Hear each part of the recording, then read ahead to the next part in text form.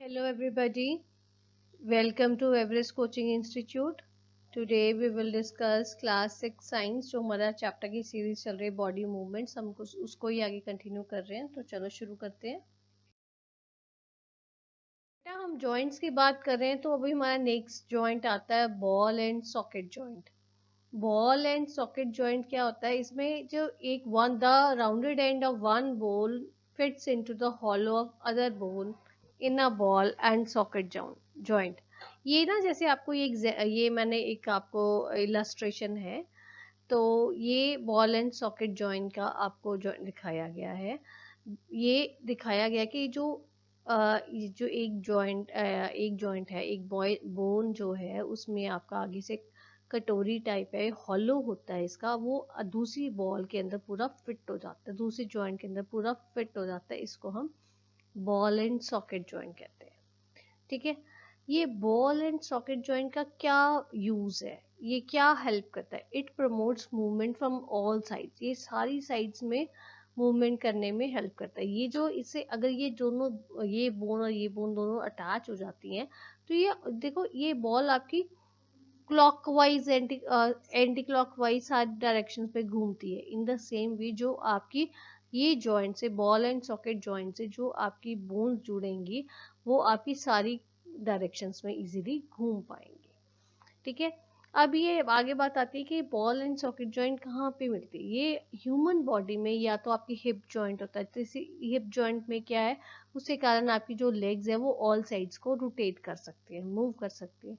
या आपके शोल्डर्स में होती है, शोल्डर जॉइंट में भी ऐसे ही होता है कि आप अपने शोल्डर्स को क्लॉकवाइज घुमा लो, बेशक एंटी क्लॉकवाइज घुमा लो, जैसे मर्जी घुमा लो, वो हर डायरेक्शन में घूम सकता है। ठीक है, तो ये बॉल एंड सॉकेट जॉइंट है। इसके ऊपर आपको पेपर में क्वेश्चन आ सकता है कि बॉल एंड सॉकेट जॉइंट के बारे में बताया हो और उसकी एग्जांपल्स दो। ओके, नेक्स्ट जॉइंट आता है हमारा पाइवटल जॉइंट। ये देखो, ये बेसिकली जो ये जॉइंट, जो पाइवटल जॉइंट है, या फिगर में देखो, ये फिगर है, ये यहीं पे होता है, पाइवट जॉइंट इसको बोलते हैं। ये सिर्फ यहीं पे आपका अवेलेबल होता है, जो आपका हेड को नेक के साथ जोड़ता है। ठीक है, ये पाइवटल जॉइंट जो है वो एक रिंग शेप जॉइंट होता है, रिंग की तरह होता है, जो आपका सिलेंड्रिकल बोन को रिवॉल्व करता है। सिलेंड्रिकल बोन्स को जोड़ने के लिए ये आपका यूज होता है। और ये पाइवट जॉइंट जो है एक ही जगह होता है जहाँ पे हेड और नेक आपकी जॉइन होती है।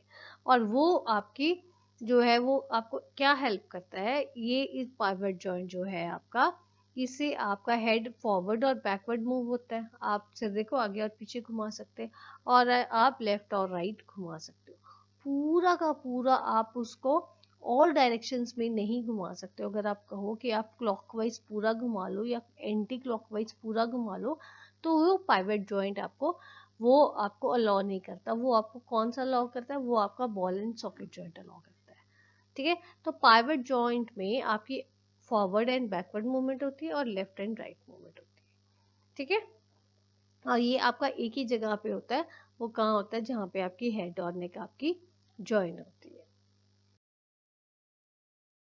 नेक्स्ट आता है हमारा हिंज जॉइंट्स। हिंज जॉइंट्स क्या है बेसिकली, ये देखो जैसे ये जॉइंट है ना, ये इलस्ट्रेशन बताई गई है आपको, ये इसके बीच में पूरा फिट हो जाएगा और ये से आगे पीछे ऐसे ऐसे ये घूम पाएगा। ऐसे ये आपको दिखाया गया है, टू बोन्स है, एक ये बोन है और एक ये बोन है, ये आपकी जुड़ी गई है और जिससे ये बोन ऐसे ऐसे आराम से ये मूव हो सकती है। तो hinge joints can only move back and forward, ये अभी आपको बताया मैंने।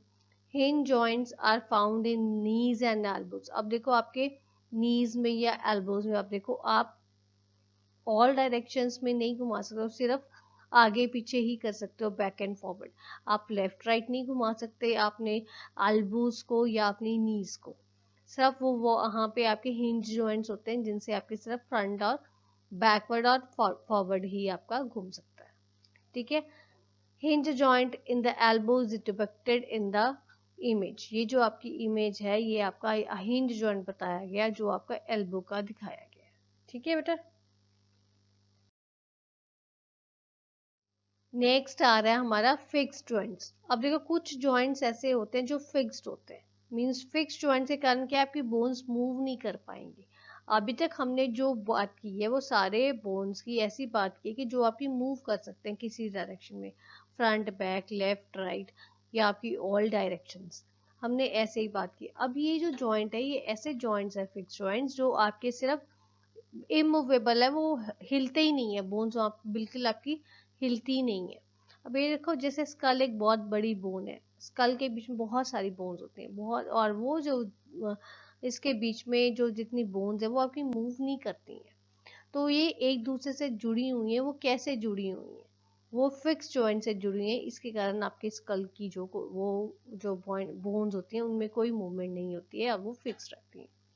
ठीक है, ये भी इसके बीच में जो स्कल है, इस स्कल के बीच में बहुत सारी जॉइंट्स हैं और वो जो जॉइंट्स हैं वो आपके फिक्स जॉइंट्स हैं। ठीक है बेटा। अब आगे बारी आती है एक्सरे की। अब ये देखो ये जो आपको पिक्स है जो दो दिखाई गई है, बेसिकली ये आपको आप बोलोगे ये एक स्केलेटन है। ये स्केलेटन क्या है? जब आपकी बॉडी की एक्सरे होती है, एक्सरे में क्या दिखाते हैं बेसिकली आपकी बॉडी की सारी आपकी ओवरऑल पिक्चर दिखाते हैं, आपका स्केलेटन ही स्ट्रक्चर ही दिखाते हैं कि आपकी बोन्स कैसी हैं कैसी नहीं, आपकी कितनी बोन्स हैं किस शेप की हैं, वो सब आपको पता चलता है। तो अगर आपने बोन्स की शेप लेनी है, शेप का आइडिया लेना है या नंबर ऑफ बोन्स का आइडिया लेना है, तो you can go for x-ray. X-ray से पता चल जाएगा। और अब देखो अगर आपकी कोई आपकी इंजरी हो गई है, अगर आपकी कोई आपकी बोन में फ्रैक्चर आ गया है, कोई दिक्कत होगी है, तो वो सारी चीजें कैसे पता चलती है कैसे ठीक होती है? वो आपकी एक्सरे से हमारे को पता चल जाता है, आइडेंटिफाई हो जाता है कि कहाँ पे बोन में इंजरी आई है। It helps in identifying any possible injuries to the bones. ठीक है, this is all about today's video. If you find any difficulty, you are most welcome to give your feedback in comment box. Thanks for watching.